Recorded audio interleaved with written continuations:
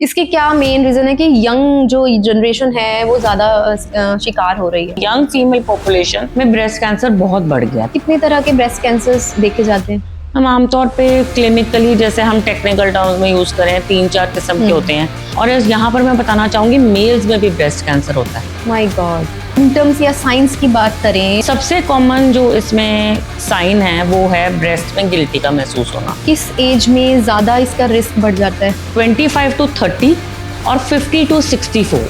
लेकिन आज भी कहीं ना कहीं बहुत सारे लोग ऐसे हैं जो ब्रेस्ट कैंसर के बारे में एक्चुअल में नहीं जानते। जैसे कैंसर होता है वो किसी भी शरीर के हिस्से में हो सकता है, सिर से लेकर पैर तक। अगर हमें ब्रेस्ट कैंसर पता चल गया है तो इसका ट्रीटमेंट क्या है? ट्रीटमेंट हर तरह से पॉसिबल है। जी, मैमोग्राफी जो वर्ड है, क्योंकि मेडिकल टर्म है, तो एक्चुअल में ये है क्या? मैमोग्राफी में छोटी से छोटी गिल्टी भी पकड़ी जा सकती है, तो जितनी छोटी होगी उतना ही जल्दी इलाज हो जाएगा। नमस्कार, मैं कपिला और आपका फिर से स्वागत है एक हेल्दी वेल्दी पॉडकास्ट में। और आज का जो विषय है वो बहुत ही इम्पोर्टेंट है, क्योंकि ना ये सिर्फ महिलाओं के लिए बल्कि हर एक महिला के परिवार के लिए भी जानना बहुत जरूरी है। मैं बात कर रही हूँ ब्रेस्ट कैंसर की, यानी महिलाओं में होने वाले स्तन कैंसर की। आज अगर हम बात करें तो हर 8 में से एक महिला इसकी शिकार हो रही है। लेकिन सिनेरियो की बात देखी जाए तो वही डायग्नोज सही समय पर अगर हो जाए तो इसका ट्रीटमेंट किया जा सकता है। तो इसी विषय पर बात करने के लिए आज मेरे साथ मौजूद हैं जालंधर के पटेल हॉस्पिटल की डॉक्टर शिखा चावला, जो कैंसर स्पेशलिस्ट हैं। मैम, आपका बहुत बहुत स्वागत है। Thank you. मैम, जैसे कि ये जो मंथ है, cancer breast cancer awareness month भी चल रहा है और इसे सेलिब्रेट भी किया जाता है। बहुत तरह की अवेयरनेस जो है लोगों तक दी जाती है। तो सबसे पहले तो मैं यही जानना चाहूंगी कि आपकी तरफ से किस तरह से अवेयरनेस लोगों तक दी जा रही है? मैम, हम एक तो अपने पेशेंट्स को और उनके रिलेटिव्स को एजुकेट करते हैं, जैसे वो अपनी ओपीडी में आते हैं। प्लस यही सोशल मीडिया के प्लेटफॉर्म से या इंटरव्यू से या कैंसर स्क्रीनिंग प्रोग्राम्स हम हॉस्पिटल में रन करते हैं, उससे हम लोगों को अवेयर करते हैं इस बीमारी के बारे में। बिकॉज जैसे आपने कहा, अक्टूबर ब्रेस्ट कैंसर अवेयरनेस मंथ है, हर मंथ में ये सेलिब्रेट किया जाता है। इसका सिंबल पिंक रिबन होता है, तो हम अपने सारे पेशेंट्स को पिंक रिबन देते हैं, इवन मेल्स को भी, क्योंकि उन्होंने ही फीमेल्स को हॉस्पिटल लाना होता है। बिल्कुल। सो इस तरह से हम अवेयरनेस फैलाने की कोशिश करते हैं। ये तो बहुत अच्छी बात है कि एक पिंक रिबन के माध्यम से एक अवेयरनेस जो है लोगों तक पहुंच रही है। लेकिन आज भी कहीं ना कहीं बहुत सारे लोग ऐसे हैं जो ब्रेस्ट कैंसर के बारे में एक्चुअल में नहीं जानते, क्योंकि कई बार देखा जाता है हमें कोई प्रॉब्लम होती है, हम इग्नोर कर देते हैं। फिजिकली हम फिट होते हैं लेकिन इंटरनली अंदर क्या कुछ बन रहा है हमें नहीं पता होता। तो जो ब्रेस्ट कैंसर है वो भी कुछ ऐसा ही है। तो सबसे पहले हमारे जो दर्शक जुड़े हैं आज हमारे इस पॉडकास्ट में, उन्हें आप जरूर बताएं कि ब्रेस्ट कैंसर क्या है। ब्रेस्ट कैंसर, कपिला जी, जैसे कैंसर होता है वो किसी भी शरीर के हिस्से में हो सकता है, सिर से लेकर पैर तक। तो जब हमारे बॉडी के सेल होते हैं, उनका एक नेचुरल प्रोग्राम होता है, जितने बनते हैं उतने टाइम पे टाइम खत्म होते जाते हैं। लेकिन जब वो खत्म नहीं होते तो वो ट्यूमर का या कैंसर का रूप ले लेते हैं। ऐसे ही ब्रेस्ट का कोई भी सेल जो अपने टाइम से अपनी लाइफ स्पैन खत्म करके खत्म नहीं हो रहा और बढ़ता चला जा रहा है, एक रैपिड ग्रोथ कर रहा है, तो वो ब्रेस्ट कैंसर का रूप ले सकता है। इसके अगर हम इनिशियल सिम्टम्स या साइंस की बात करें तो वो कैसे पता चलता है कि हाँ ये होना स्टार्ट हो गया है? सबसे कॉमन जो इसमें साइन है वो है ब्रेस्ट में गिल्टी का महसूस होना। आमतौर पे लोग हमारे पास नहीं आते कि डॉक्टर साहब हमें कोई दर्द तो हुई नहीं, लेकिन मैं पहली चीज आपको बताऊं, अगर कैंसर की गिल्टी होगी तो वो मोस्टली पेनलेस होगी।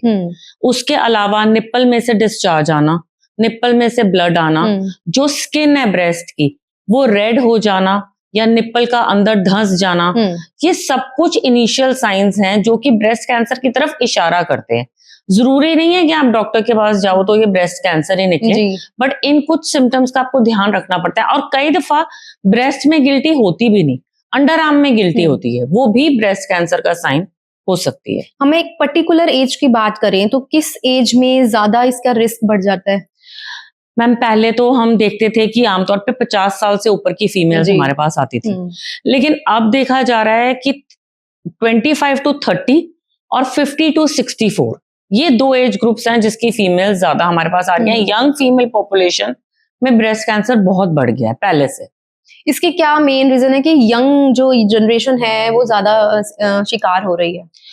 सबसे बड़ी बात तो मैम लाइफस्टाइल चेंजेस है। हमारे में फीमेल्स में भी अब ना करते भी अल्कोहल की कंजप्शन, स्मोकिंग, लेट मैरिजेस, बच्चे ना होना या बच्चे 35 साल के बाद होना, जो पोल्यूशन है जो हम खा रहे हैं, लैक ऑफ एक्सरसाइज, मोटापा, ये सारी चीजें कंट्रीब्यूट करती हैं और यंगर फीमेल्स में सबसे ज्यादा होने की ये मात्रा बढ़ा रहा है जो हमारे लाइफस्टाइल चेंजेस हैं। अगर मैं आपकी बात करूं तो आपके पास तो डेली कई तरह के पेशेंट्स आते हैं, लेकिन सिर्फ ब्रेस्ट कैंसर की बात करें तो सबसे यंग एज जो है वो कौन सा पेशेंट आपके पास अभी तक आया हो? I think 19-20।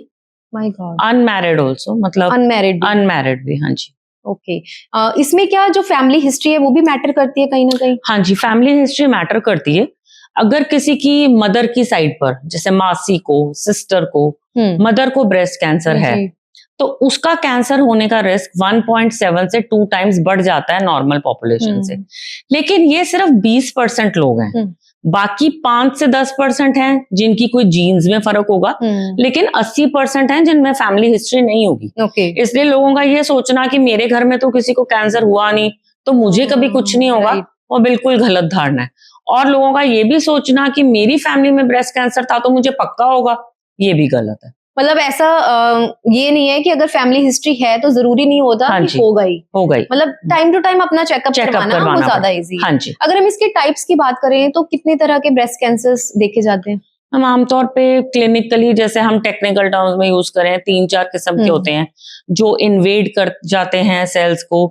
एक होता है लोबुलर, या फिर हम मोटे मोटे तौर पर दर्शकों के हिसाब से बात करें तो टाइप है लोकल, जैसे कि सिर्फ वो ब्रेस्ट को ही सीमित है। फिर वो थोड़ा एडवांस हुआ तो ब्रेस्ट में उसका साइज बढ़ गया लंप का, और वो अंडर आर्म में भी चला गया। और फिर नेक्स्ट उसका हुआ कि वो यहां से भी निकल के लिवर में, लंग में, ब्रेन में, हड्डियों में कहीं भी चला गया।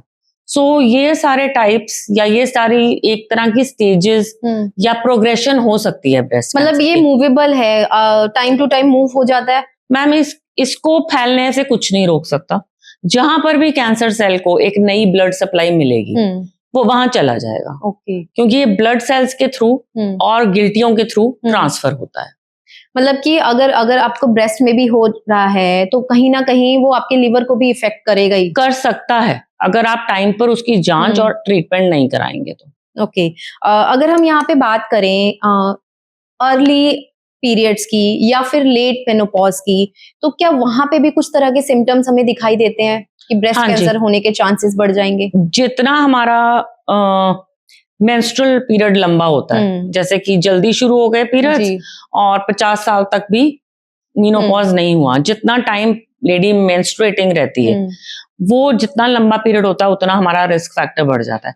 पहले तो हमारा मेन रिस्क फैक्टर यही है कि विमेन होना ही रिस्क फैक्टर है ब्रेस्ट कैंसर के लिए, बिकॉज औरतों में जितने भी कैंसर हैं 27% ब्रेस्ट कैंसर है। इस वक्त अर्बन पॉपुलेशन में नंबर 1 पे ब्रेस्ट कैंसर है।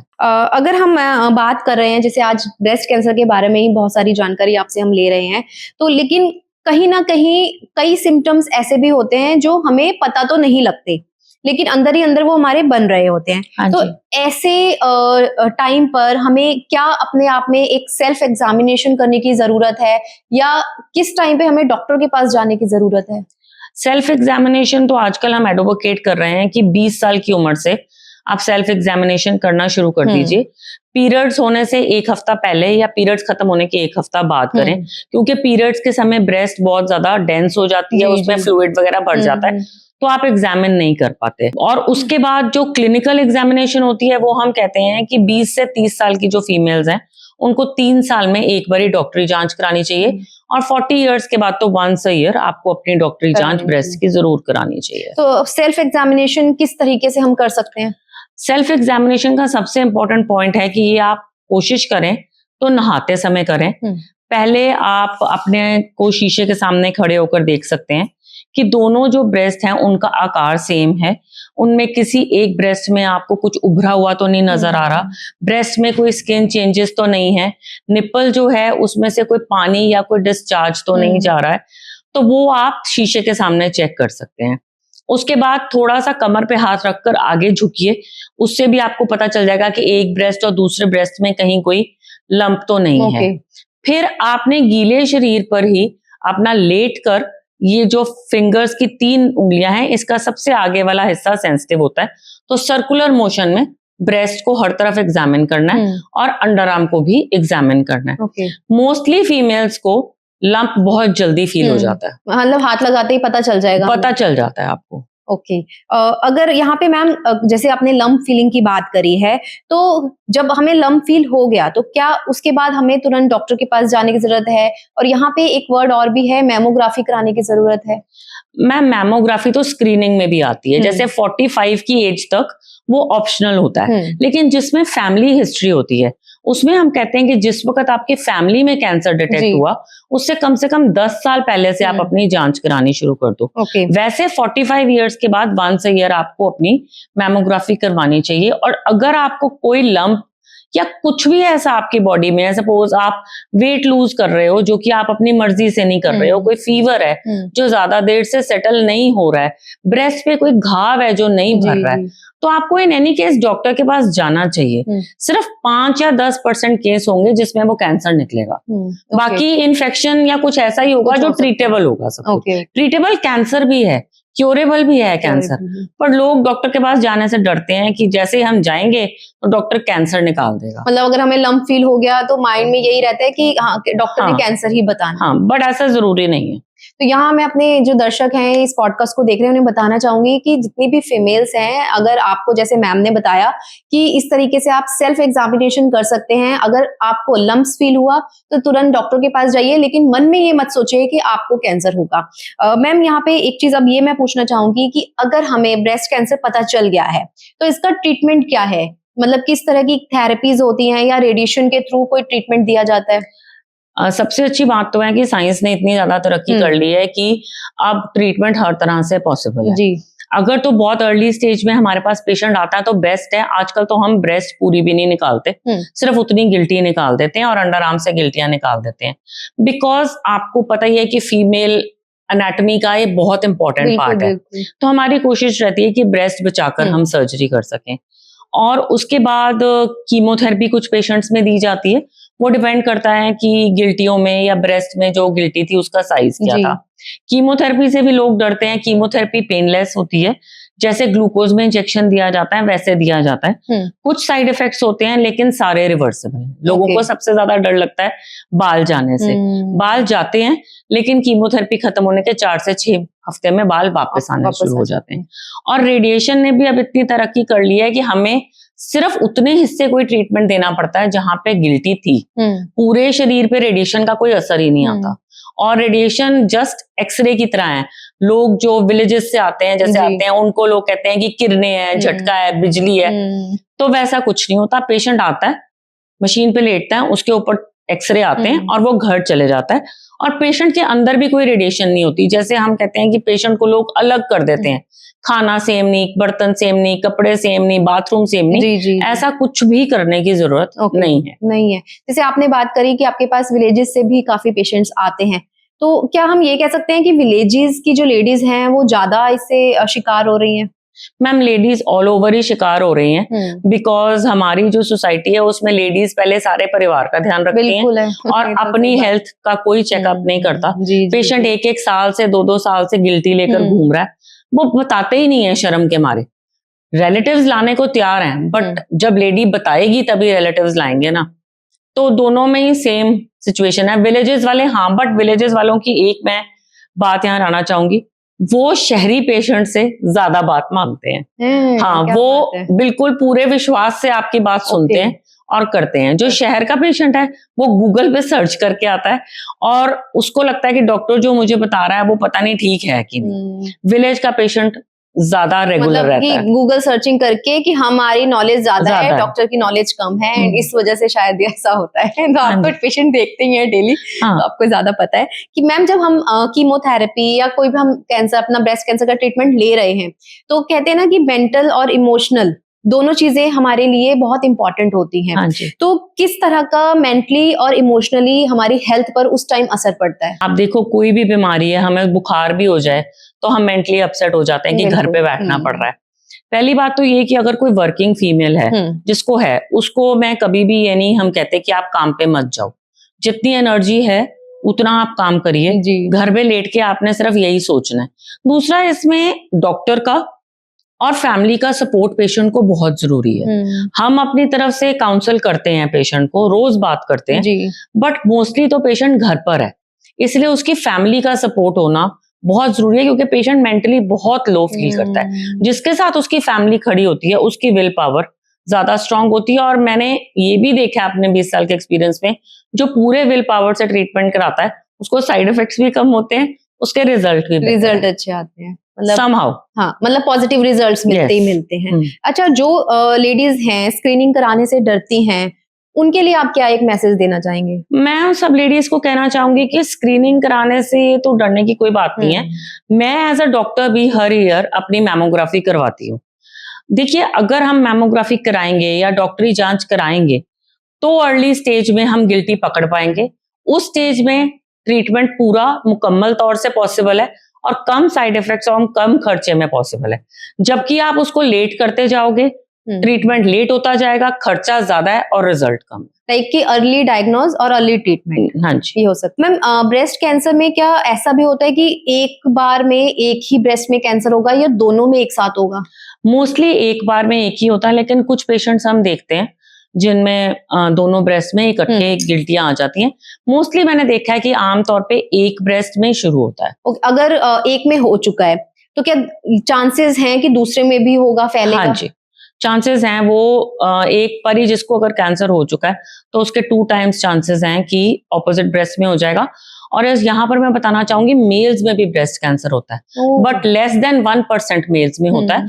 और अगर मेल में एक ब्रेस्ट में कैंसर है, दूसरी ब्रेस्ट कैंसर होने के चांसेस 55 टाइम्स ज्यादा है। माय गॉड, आई थिंक जितने मेल्स ये हमारी वीडियो देख रहे हैं उन्हें नहीं पता होगा। हाँ। और मुझे भी नहीं पता था इस बारे में कि मेल्स में भी होता हाँ है। जी, रेयर है बट होता है। तो उनके भी सिम्टम्स सेम होते हैं? हाँ जी, एक्चुअली होता ना कि मेल्स में तो गिल्टी अगर होगी तो बहुत जल्दी फील हो जाएगी, सिम्टम तो गिल्टी से ही शुरू होता है। हाँ जी, बिल्कुल। बट मेल्स में लेस देन 1% में होता है, क्योरेबल है उनमें भी। ओके। हाँ जी। मैम, जितने भी आपके पास ब्रेस्ट कैंसर सर्वाइवर्स आते हैं, तो क्या उनकी लाइफ बाद में आफ्टर ट्रीटमेंट कितनी चेंज होती है? क्योंकि आप तो रेगुलर पेशेंट्स ट्रीट कर रहे हो, तो आपके पास तो कई अनगिनत पेशेंट्स ऐसे होंगे, तो आप हमें बताना चाहेंगे कि कितने पेशेंट्स ऐसे हैं जिनकी लाइफ चेंज हो चुकी है after treatment? After treatment mostly तो पेशेंट अपनी नॉर्मल लाइफ लीड करता है।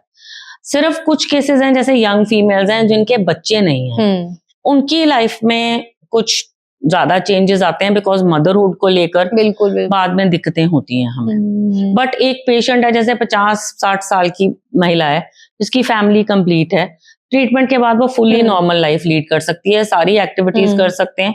कुछ ऐसा नहीं है कि कोई घर का काम नहीं कर सकते, एक्सरसाइज नहीं कर सकते, ये सब कुछ कर सकते हैं। अच्छा, बहुत सारे लोग जो है मेमोग्राफी करने से बहुत ज्यादा डरते भी हैं कि जाएंगे वहां पे इस तरीके से ट्रीटमेंट होगा। सबसे पहले तो आप यही बता दें कि मेमोग्राफी जो वर्ड है, क्योंकि मेडिकल टर्म है, तो एक्चुअल में ये है क्या? मैमोग्राफी कुछ भी नहीं है, ब्रेस्ट का हम एक्सरे और अल्ट्रासाउंड करते हैं। तो जैसे आपका नॉर्मल अल्ट्रासाउंड स्कैन होता है, वैसे ब्रेस्ट का स्कैन हो जाता है और साथ में हम एक्सरे कर लेते हैं। मैमोग्राफी में छोटी से छोटी गिल्टी भी पकड़ी जा सकती है, तो जितनी छोटी होगी उतना ही जल्दी इलाज हो जाएगा, उतना इजी हो जाएगा।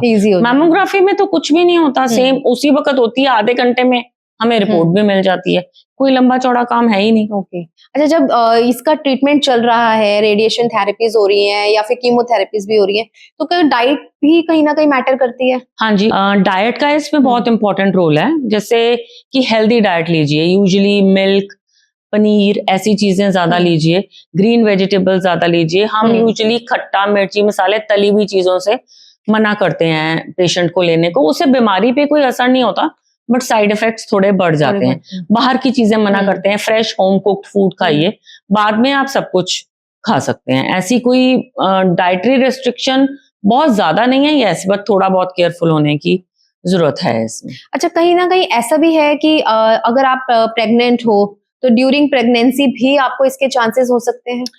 प्रेगनेंसी में भी मैम मैंने पेशेंट्स देखे हैं। प्रेगनेंसी में सबसे बड़ी प्रॉब्लम ये होती है कि ब्रेस्ट का साइज वैसे ही बढ़ जाता है। दूसरा, अगर मदर फीड कर रही है उसमें भी बढ़ जाता है, तो उसमें गिल्टी पकड़े जाना काफी मुश्किल हो जाता है। बट अगर अनफॉर्चुनेटली प्रेगनेंसी में या बेबी को फीड करते समय ब्रेस्ट कैंसर होता है तो वो आमतौर पे तेजी से फैलने वाला होता है। Oh my तो God. उसमें हमें डिपेंड करता है कि पेशेंट कितनी देर की प्रेगनेंसी हो चुकी है, हम वेट कर सकते हैं ट्रीटमेंट के लिए कि नहीं। कभी कभी तो हम वेट नहीं कर पाते। ओके मतलब जैसे अगर हमें सर्जरी करनी है वो तो हम प्रेगनेंसी में कर लेते हैं, बट कीमो तो हम प्रेगनेंसी में नहीं बिल्कुल नहीं दे दे पाते। सकते क्योंकि तो वही डिपेंड करता है, अगर प्रेगनेंसी बहुत अर्ली वाली है तो कभी कभी हमें पेशेंट को अबॉर्ट करने को कहना पड़ता है।